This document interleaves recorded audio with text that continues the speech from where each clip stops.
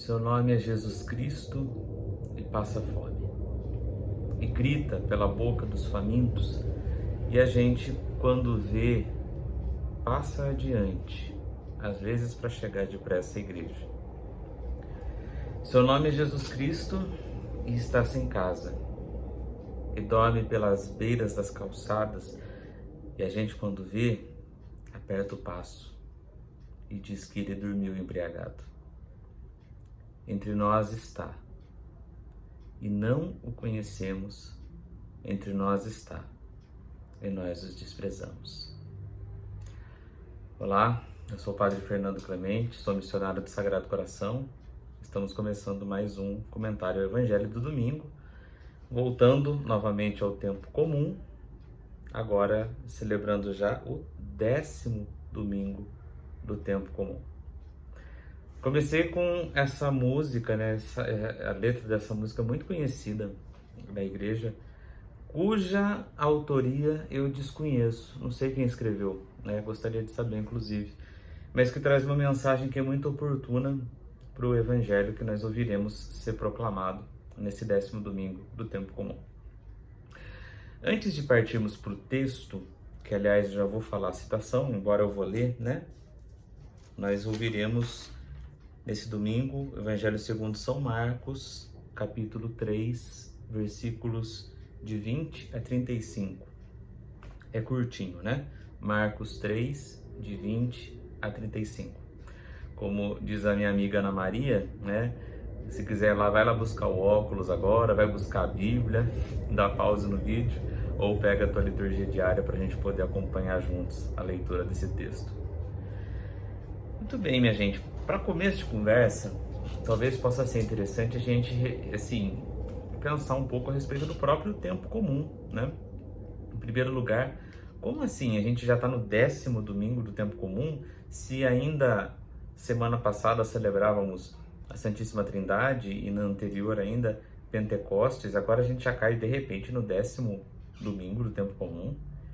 Não deveria ser o primeiro, né? Acontece que a gente já começou a celebrar o tempo comum depois da festa do batismo do Senhor. A festa do batismo do Senhor é o primeiro domingo do tempo comum. Aí tem uma primeira metade, né? São 7 semanas de tempo comum, se eu não estou enganado.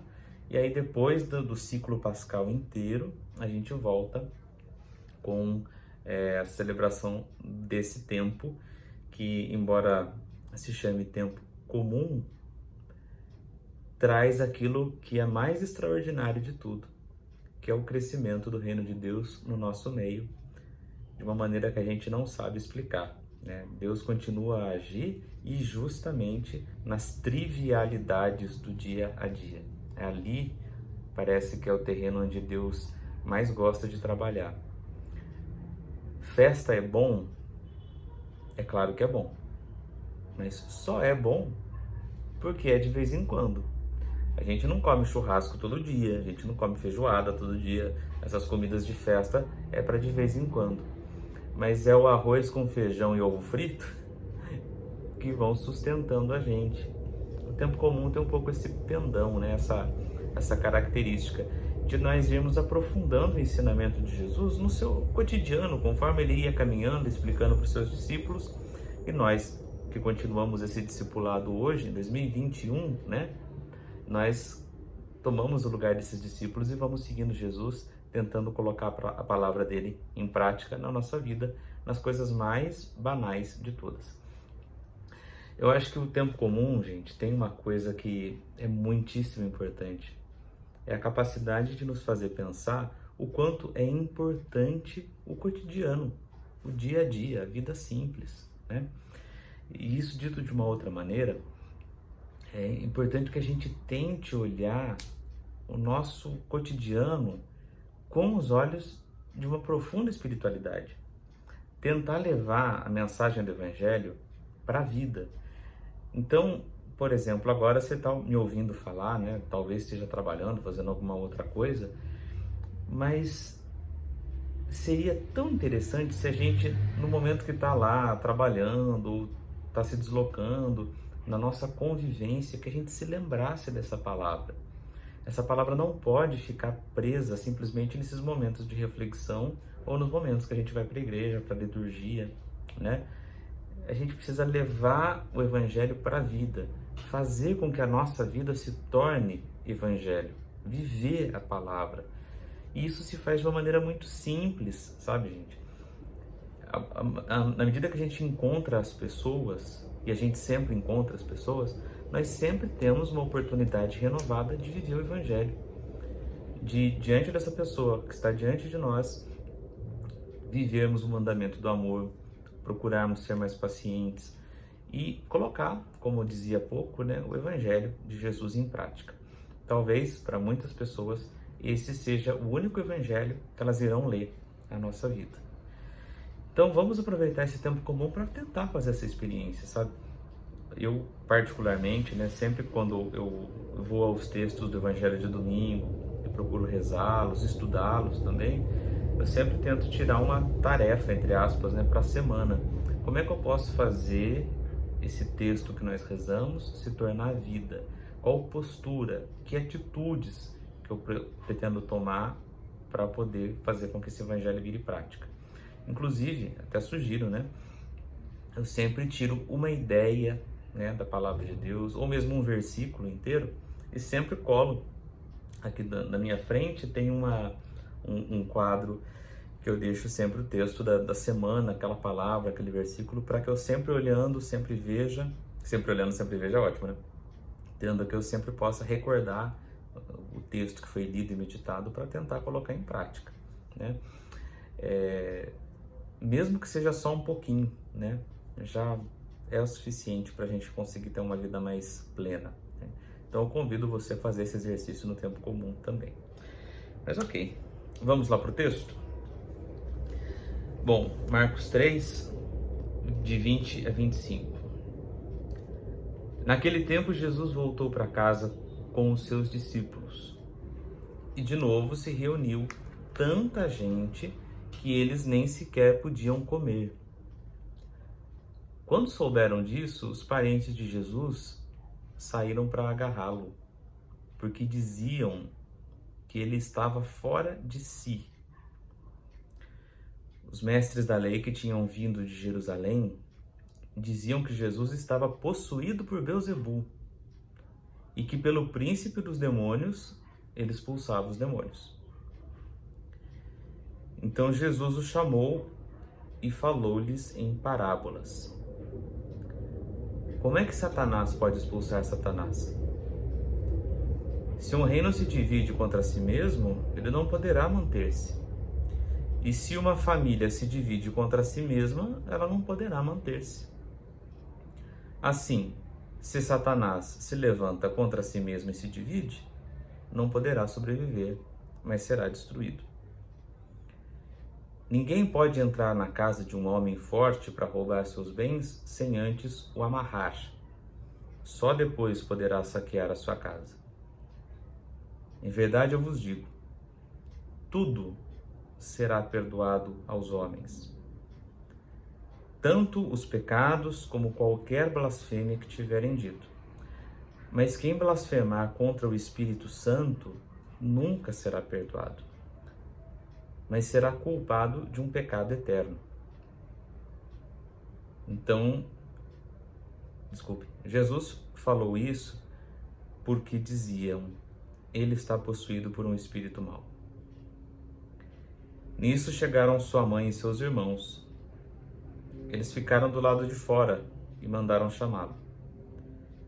Havia uma multidão sentada ao redor dele.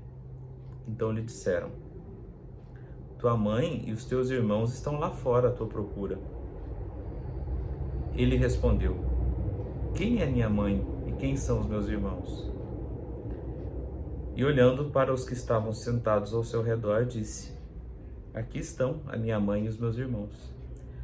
Quem faz a vontade de Deus, esse é meu irmão, minha irmã e minha mãe. Palavra da salvação. Muito bem, a situação é bastante clara. Jesus está pregando quando de repente acontece uma coisa um pouco esquisita, né, para dizer o mínimo. a família de Jesus aparece lá onde ele estava pregando, achando que ele tinha ficado doido e querendo levar ele embora para casa. Nisso chegam também os fariseus, que começam a difamar Jesus, dizendo que aquilo que ele estava fazendo era obra do demônio. Pois bem, como é que a gente pode entender esse texto e levá-lo para a vida, como a gente dizia há pouco, né? Para a gente entender bem o que está acontecendo, convém que a gente entenda um pouco como que era a vida no tempo de Jesus, né?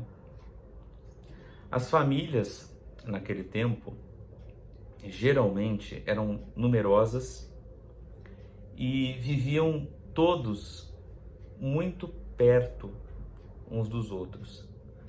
Então, isso inclusive em alguns lugares do mundo e até mesmo do Brasil ainda existe um pouco essa concepção, né? Havia o pai da família e os seus filhos, conforme iam se casando, iam construindo as suas casas ao redor da casa do pai, com um quintal em comum, né? E a mentalidade daquela época é que uma pessoa não pode existir sem família. A família era tudo, né, para uma pessoa. Isso é tão verdadeiro que, por exemplo, você já deve ter notado que no início do Evangelho de Mateus e do Evangelho de Lucas, fala-se de toda a genealogia de Jesus, né? Quem são os parentes de Jesus? Para a mentalidade do povo, isso era fundamental, porque saber de que família você era, dizia quem você era, dizia sua identidade. Muitas culturas orientais,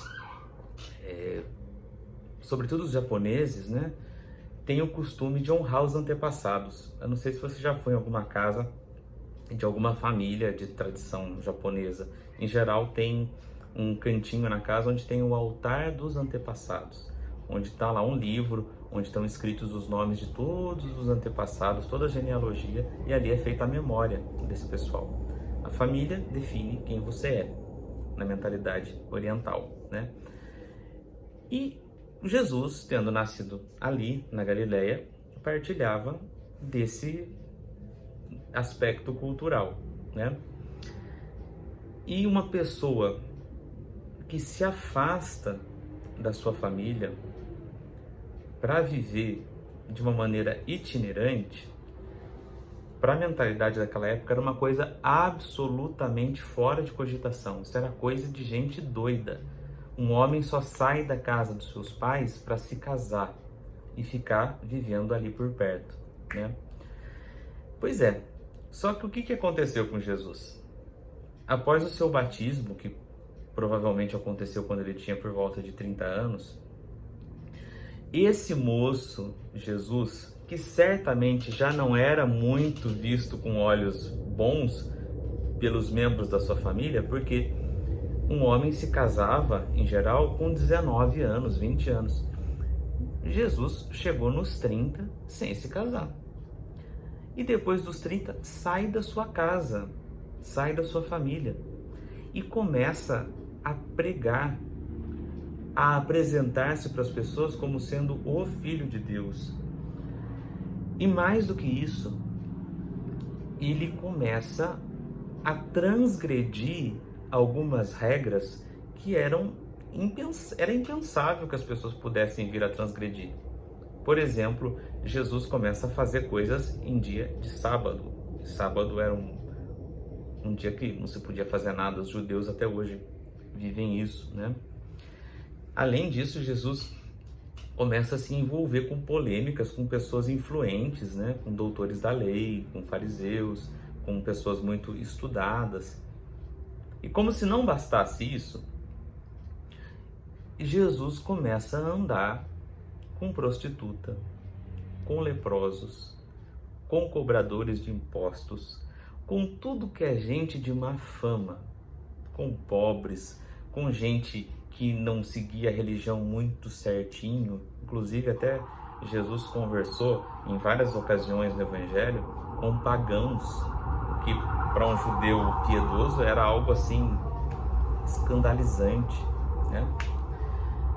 Pois é, agora se imagina, a casa da família de Jesus era lá em Nazaré, né? Como a gente sabe, uma cidadezinha desse tamanho, que notícia corre rápido, só quem viveu em cidade pequena sabe como é que é, né? De repente, Jesus sai de lá e começa a viajar todo o território da Galileia pregando. Que notícias que não devia de estar chegando lá na casa da família de Jesus em Nazaré. Nossa, se viu o filho da Maria? Precisa ver com quem que ele está andando. Menina, fiquei sabendo que ele estava andando até com prostituta. Onde já se viu? É o fim dos tempos, esse mundo está perdido.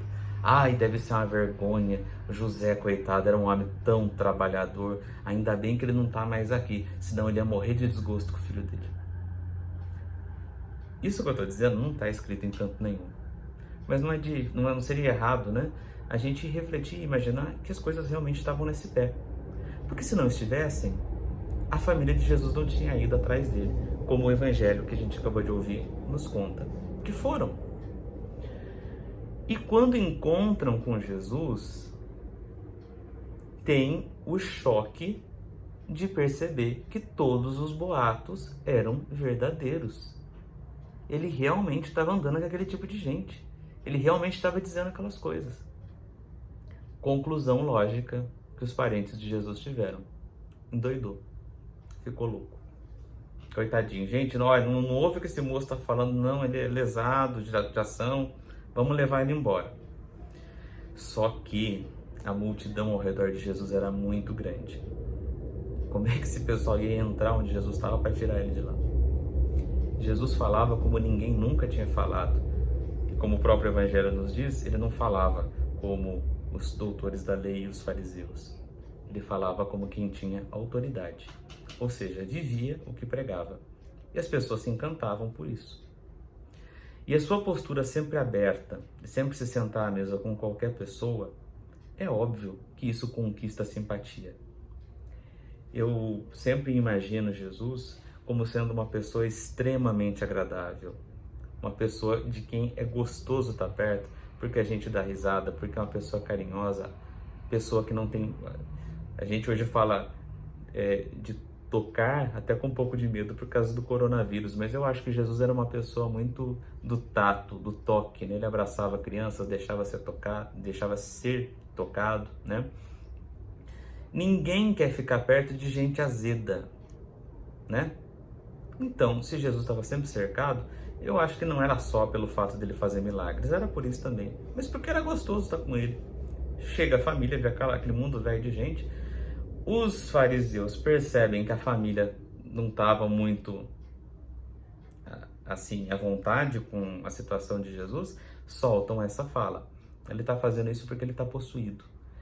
Quer dizer, tentaram dar uma explicação religiosa, falando que ele estava possuído pelo demônio. Imagina, Jesus, para justificar o tipo de postura que ele vinha tendo. Pois é, esse é um pouco o caldo do evangelho desse domingo. Mas agora olha como Jesus se comporta diante disso tudo. Quando vem falar que Jesus está doido, ele começa esse discurso que a princípio pode ser um pouco confuso para a gente, né? Como é que Satanás pode expulsar Satanás? Se uma família se divide contra si mesmo, tararara. Jesus segue em frente. A crítica que Jesus faz tanto aos seus familiares quanto aos fariseus é que ele não estava fazendo nada de ruim. Muito pelo contrário.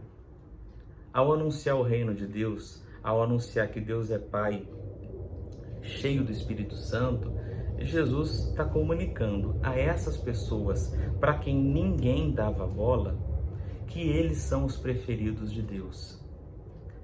Ora, você dá dignidade a quem está caído, você ajudar quem está precisando e fazer com que essa pessoa se sinta amada por Deus, essa é a maior libertação que há. Quantas vezes, humildemente, no meu ministério de padre, encontrei pessoas que se aproximam falando assim: padre, eu acho que eu nem devia estar aqui na igreja porque eu tenho uma vida tão errada, ou eu já fiz isso e mais aquilo outro. E o anúncio da misericórdia para essas pessoas, de dizer: não, Deus não tem nojo de você, Deus não está bravo com você, Ele só está com saudade.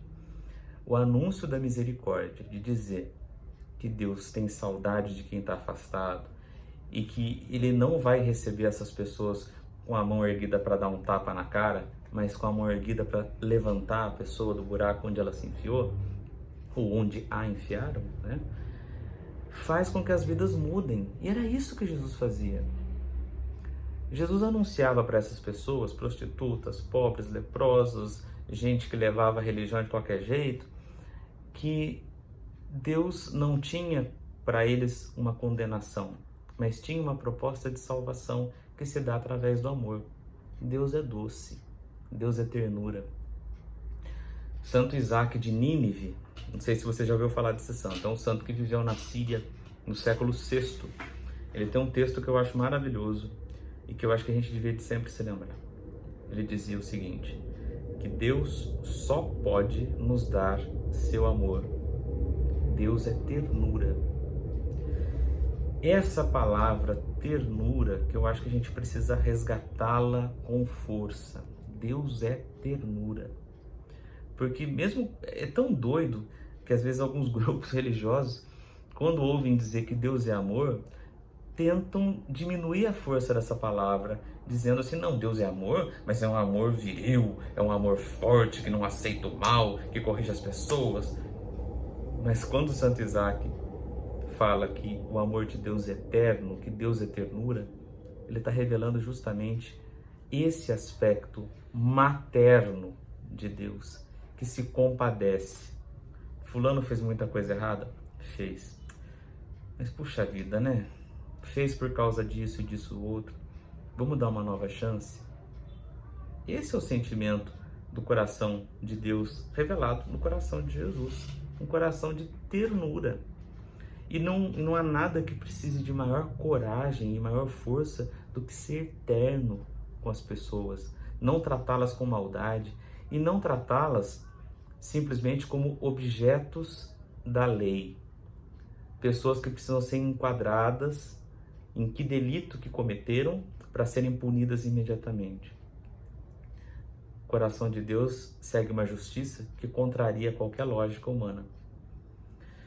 Pois bem, Jesus então se queixa, para continuar aqui no texto. Ele não estava fazendo nada de ruim. E aí, essa frase dele é profundamente forte, né? Quando diz que qualquer pecado será perdoado, menos a blasfêmia contra o Espírito Santo. O que é a tal da blasfêmia contra o Espírito Santo? É só ver o contexto do que está sendo dito. A família vai atrás de Jesus, porque ele está fazendo bem, e chama ele de doido. Os líderes religiosos olham para ele e falam que ele está possuído pelo demônio, porque está fazendo bem.